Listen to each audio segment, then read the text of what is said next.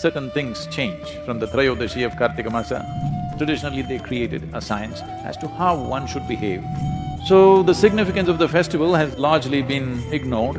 It is time to bring this back so that you don't sink down. Do not become susceptible to various negative forces which are always working upon us.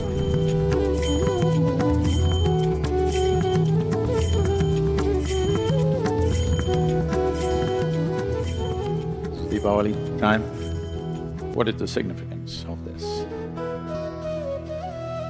This is a festival which always comes in the month of Kartika as per the lunar cycles. On the 13th day, which is called as Trayodashi, the 13th day of the Kartika month is the festival. Traditionally, the science behind this is, on this day, everybody worships. On the Deepawali day, everybody is supposed to worship Dhanavantri, the deity dedicated to one's health and well-being. Today the word Dhanavantri has almost become synonymous with a doctor. Dhanavantri or the deity Dhanavantri is supposed to be the source of Ayurveda, the science of long and healthy lives. So, I don't know when they did this, because the nature of the language is like that. In northern India, most people speak Hindi language and the last syllable, they'll cut it off. If you say Dhyanalingam, they'll say Dhyanalingam. If you say Shiva, they'll say Shiv. If you say Rama, they'll say Ram. The language has the habit of cutting off the last syllable always, almost everything. Krishna, Krishna. Deepawali, Diwali, like this. So someone cut this Dhanavantri and Trayodashi and made it Dhantera. What was about health became about wealth. Dhan means money. Now everybody thinks Deepawali is about money. Why it is about health is, for those of us who live in the northern hemisphere, it is from this day onwards, certain things change. From the Trayodashi of Kartika Masa, things change. In a way, there is a slowdown of life. So for the winter months, what you should do with yourself, what time you should wake up, what you should eat, how your food habits should change, how your practices should change, for all this traditionally they created a science as to how one should behave to pass through winter months without getting sick, without getting depressed, without losing your sense of balance and purpose in life. How to do this? For this, there was an entire science. Lighting of lamps and bursting of crackers was one of those things, so that you don't slip into a slowdown. There is genetically, there is a dimension, the evolutionary memory within us thinks that as winter months come, whether it actually got cold or global warming kept you warm, that's not the point. The changes have happened. If you sit here… The distance between the planet and the way the planet and the sun are positioned has changed. Because of that, slowdown of life happens. If you were a bear, I believe you were some time ago, it's as simple as that.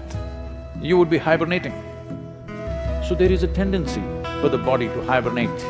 If you do not know this, the seed doesn't sprout. Nobody plants a seed from this season to 14th of January in India because the seed will not sprout fully or will not sprout at the same speed as it would in other seasons.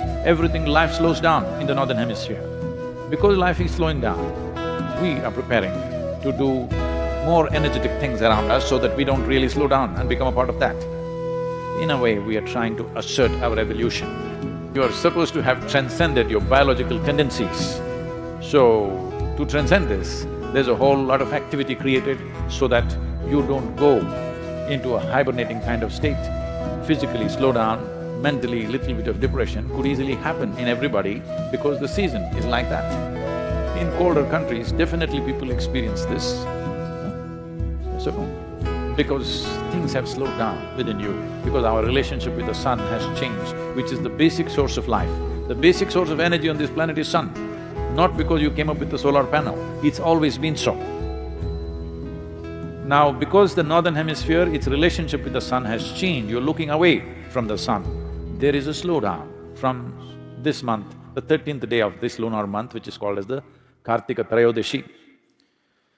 So to make up for this, in India there are various things done from this month onwards. Normally, traditionally, the roles of males and females are interchanged at this time. For example, it is a part of daily activity for a woman, not anymore, in rural India still, that first thing in the morning, she cleans the front of her house and draws some geometrical figures. These geometries, today she knows only one design, unfortunately. She keeps putting the same thing, or she got it painted, or she has a template and she puts it. Otherwise, she is supposed to use rice flour, and every day, Monday, Tuesday, like this, every day of the week, she is supposed to draw a specific design, geometric design, to attract a certain kind of energy into her home. If it's a full moon day, a certain kind of design. If it's a new moon day, a certain kind of design. So 28 patterns were there, which people knew on which day what to put. So during these months, it will become the duty of the men to do this. And this is the only month where men are supposed to go out singing on the street in the morning. Today we've become very large cities, otherwise if you lived in a village, everybody who lives there needs this beat of drum and music to reverberate in their system so that they don't hibernate, so that their systems don't slow down. So Deepawali is about that. If you cannot see the light, that's why the crackers, so that you anyway wake up. At 4:30 in the morning, they will start bursting crackers all over the town so that everybody wakes up and everybody becomes alive, because it is important in the winter months that you come up before the sun. The first ray of sun should not hit a blade of grass or some other worm or insect. The first ray of sun must hit you. This is a commitment. That is why before sunrise, everybody is out to receive the first rays of sun upon themselves, not upon the ground. So, the significance of the festival has largely been ignored, but still people are singing a bit and bursting crackers a bit. It is time to bring this back, especially in colder weathers. This would be wonderful if some of these things are revived, because Diwali is not a religious festival, it's got something to do with our geographical location on this planet. Because we are in the northern hemisphere, these changes are happening to us, to our bodies, to the plants, to the animals, everything it's happening. You see, everything slows down. So this is the significance of Deepawali. It is Dhanvantri's Trayodashi.